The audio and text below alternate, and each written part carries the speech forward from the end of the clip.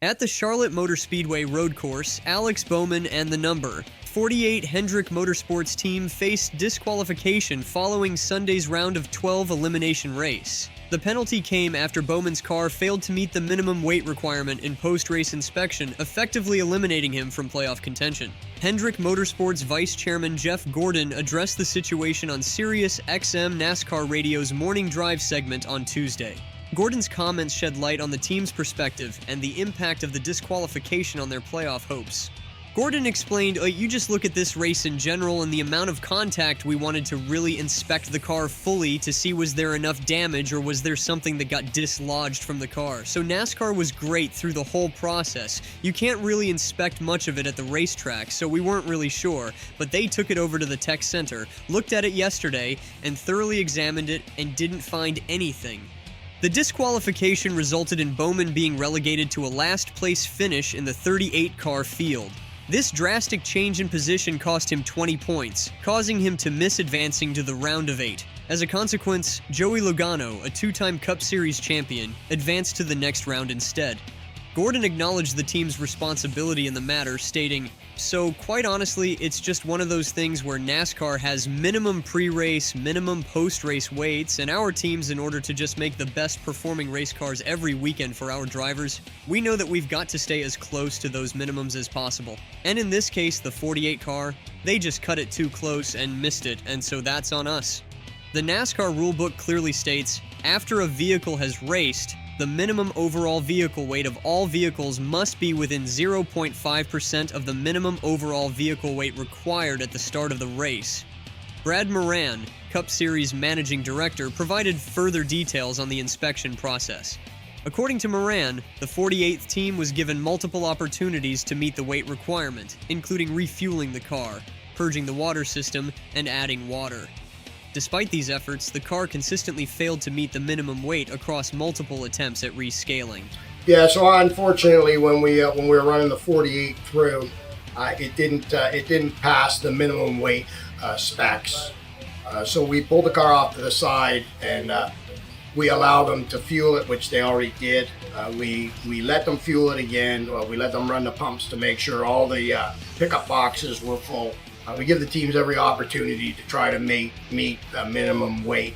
We also have to plug in the water and run the water through the system to make sure they're full of water. And then we rescaled it. It still didn't meet the weight. Moran elaborated on the process in a social media video, stating, "It still didn't meet the weight. They are allowed a 0.5% of weight break, which is about 17 pounds, give or take, and it was more than that." The significant weight reduction puzzled both the NASCAR community and Hendrick Motorsports, leading to speculation about the exact cause. Hendrick Motorsports faced a 5 p.m. Eastern Time deadline on Monday to appeal the penalty. However, the team chose not to challenge the ruling.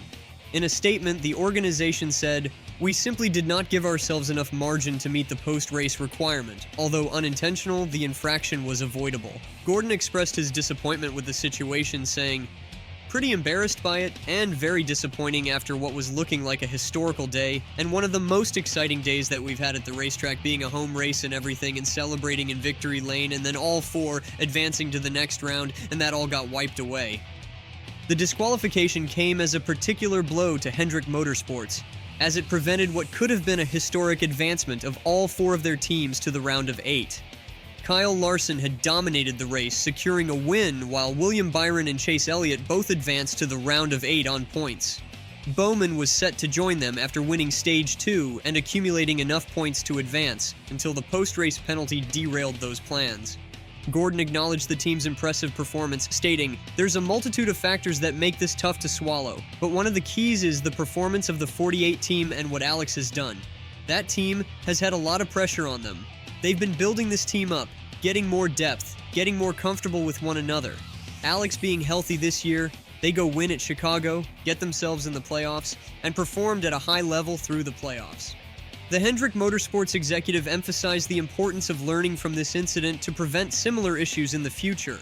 Gordon revealed that numerous meetings have taken place involving key personnel, including President and General Manager Jeff Andrews, Vice President of Competition Chad Knaus, as well as the crew chiefs and car chiefs of all teams. Gordon explained, "That's what we do now. A lot of meetings have happened with Jeff Andrews, Chad Naus, the crew chiefs, the car chiefs. We're going to assess, probably adjust our procedures, our processes." Gordon also highlighted the competitive nature of NASCAR teams and the fine line they walk in pursuit of performance advantages. "We know that teams, they push the tolerances. I know we're not alone. All the teams do this in order to stay as competitive as we can possibly be every single weekend. You've got to look at all those processes and procedures to see how close we are cutting it." The incident at the Charlotte Roval was particularly frustrating for Hendrick Motorsports given the team's strong performance throughout the season. Alex Bowman's journey in the 2024 NASCAR Cup Series playoffs had been marked by resilience and determination. He began the postseason by dismissing rumors about his future with the team, demonstrating his focus and commitment to performance. Bowman's performance in the Bank of America Roval 400 was solid, finishing in the top 20 and winning the race's second stage. At the time, this result was more than sufficient to secure his advancement to the semifinal round of the playoffs. The initial jubilation felt by Bowman and the entire Hendrick Motorsports organization was palpable, as they celebrated what appeared to be a clean sweep with all 4 cars advancing to the round of 8. However, the post-race inspection results quickly changed the narrative. NASCAR informed the team that the Ally Financial Chevrolet was too light, failing to meet the minimum weight requirement. This unexpected turn of events not only eliminated Bowman from the playoffs, but also relegated him to a 38th place finish, a contrast to his original 18th place result. The weight discrepancy was significant enough to raise eyebrows within the NASCAR community. Speculation arose about potential damage or parts that may have been dislodged during the race, particularly after Bowman's car was seen launching into the air and making contact with the wall early in the event. However, thorough inspections at the NASCAR R&D Center failed to identify any such issues. The decision not to appeal the penalty was not taken lightly by Hendrick Motorsports. An appeal, if requested, would have had to be heard before the following Sunday's South Point 400 at Las Vegas Motor Speedway, the opening race of the round of 8. After careful consideration of all factors, the team concluded that there was insufficient evidence to support an appeal. Gordon explained the team's decision-making process, saying, "We looked at all the facts, and we didn't feel like there's really anything that we felt comfortable appealing, and we're going to move on." Prior to the penalty, the team was celebrating what could have been a historic achievement, having all 4 of its cars advance to the round of 8. Kyle Larson's dominant victory at the Charlotte Roval had set a positive tone for the organization, which was quickly overshadowed by the post-race inspection results. Gordon reflected on the lost opportunity, stating, "Pretty embarrassed by it, and pretty disappointing after what was looking like a historic day, and one of the most exciting days we've had." The incident has prompted Hendrick Motorsports to reevaluate its procedures and processes to prevent similar occurrences in the future. Gordon emphasized the importance of this review, saying, "Certainly, looking back at this, it doesn't seem like pushing it as far as we did or cutting it as close as we did there was worth it.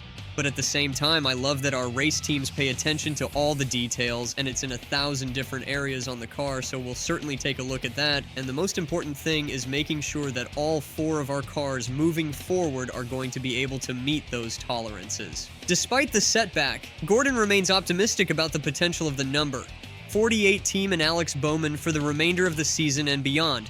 He highlighted Bowman's strong performance throughout the year, including his victory at the Chicago Street Race and consistent results in the playoffs. Looking ahead, Gordon emphasized the importance of maintaining momentum and finishing the season strong, despite the playoff elimination. "You can go gain a lot of points and get high up and keep the momentum going and win races and take that into next season, and hopefully get next year started right," he stated. If you enjoyed the video, do like, comment, and subscribe to NASCAR Insider.